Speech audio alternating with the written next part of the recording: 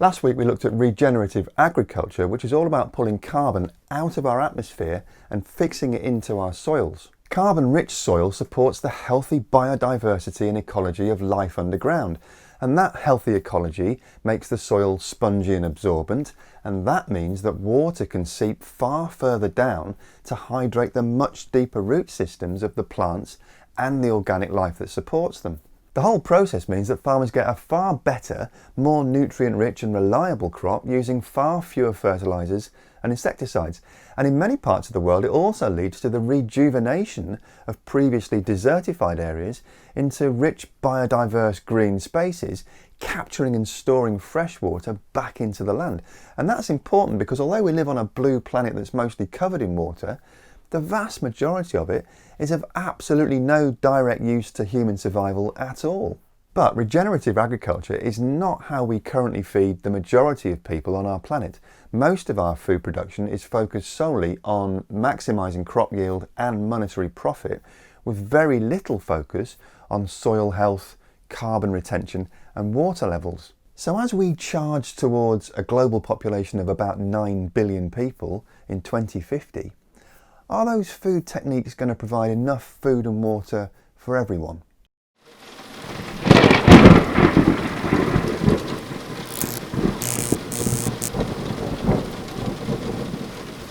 Hello and welcome to Just Have a Think. It's an amazing thing, our planet. Nature's evolved a range of systems that regulate the cycles of all the resources needed for the abundance of life that evolution has brought about. And one of those systems is the hydrological cycle, or what you and I would probably call the water cycle. The principles of the water cycle are pretty straightforward and fairly self-evident, and you can lump them into three main headings, which are storage, evaporation and precipitation. Water is stored in various geographical reservoirs like lakes, rivers, oceans, glaciers and reservoirs, and there's also water stored in the ground itself and in underground aquifers. The heat of the sun causes surface water to evaporate from these stores, and as we saw in last week's video, it also gets released from plants through transpiration. It even comes off humans and animals as we breathe and perspire. Most of the evaporation on Earth takes place, not surprisingly, over the vast oceans. Water that's evaporated up from the surface is held in our atmosphere as clouds. Our planet's global circulatory weather system of winds and clouds moves the evaporated water around, mostly shifting it from the oceans back over the land and depositing it via precipitation, either as liquid water in rain, frozen water in snow, sleet and hail, or gaseous water in mist and fog. And that's it really. The cycle goes round and round, constantly moving water from one state to another and from one location to the next. But the water that exists on our planet is all the water there ever was and all the water there ever will be. And Mother Nature is not a generous provider of the fresh variety. 97.5% of the world's water is in the oceans, and of course that water is salty and undrinkable without significant energy-hungry industrial manipulation. And that leaves only 2.5% as fresh water, and 2/3 of that is locked up as ice at the poles. So only 0.8% of all the water on Earth is available in lakes, rivers and groundwater, and a fair chunk of that is polluted. In fact, according to the World Health Organization, only 0.007% of total global water is actually fit for human consumption. The water that was shared between 1.5 billion people about 100 years ago is the same amount of water that was shared between 3.6 billion people 50 years later, and the same amount of water that needs to be shared between 7.6 billion people today and potentially over 9 billion people in the second half of the 21st century. And more people are using more water per capita as the growing middle classes emerge in the developing nations. But because our water resources are not distributed evenly around the globe, more than 1.2 billion people still live in areas of water scarcity in places like southwestern United States, India, Spain, North Africa, Australia and northern China. Hardly surprising then that it's in these areas that practices like regenerative agriculture are fast growing in popularity, because the real issue that our growing population faces is the amount of so-called hidden water required to grow all the foods that our modern societies demand. Back in the summer of last year, I found out what that quantity of water feels like when I conducted a little bit of hands-on research in my own garden. So I thought it was worth digging out that footage and dusting it off to take another look at today. Sun's come out today, so I'm just planning a family barbecue for this evening. I've got this old IBC tote container, so I thought while I'm at it, I may as well see how much water it actually takes to produce some of the foods we'll be eating tonight, and how much of each of those quantities actually fill up this 1,000 litre capacity container. I put some red dye in it so you can see clearly where the water level is. And I thought we'd start by looking at our daily mains water usage in my household for the 3 adults that live there. Right, so that is 380 litres, which is showers, dishwasher, washing machine and filling the kettle. Right, so I've got a kilo of apples here, which takes 822 litres of water to produce, which is nearly a full container. Next I've got 1 kilogram of pasta, and I've had to go out and get another one of those containers. To produce this, it takes 1,849 litres of water. I'm also doing some rice tonight. Hang on, I'll be right back. Right, so production of a kilogram of rice takes 3,400 litres of water, and these containers are starting to cost me some money and getting in the way of my guests. Right, now for the proper barbecue stuff. I've got a kilogram of chicken here, and to produce that takes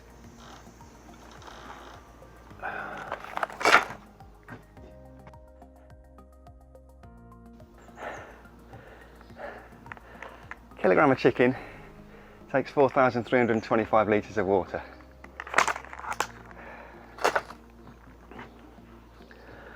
I've got some sausages. No barbecue is complete without some dangerously undercooked pork, is it? To produce a kilogram of pork, you've got to be kidding me.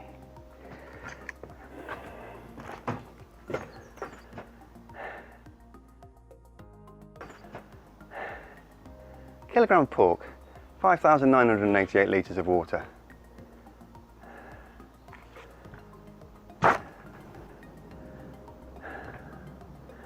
Everyone's going to expect steak. To produce a kilogram of steak, oh man.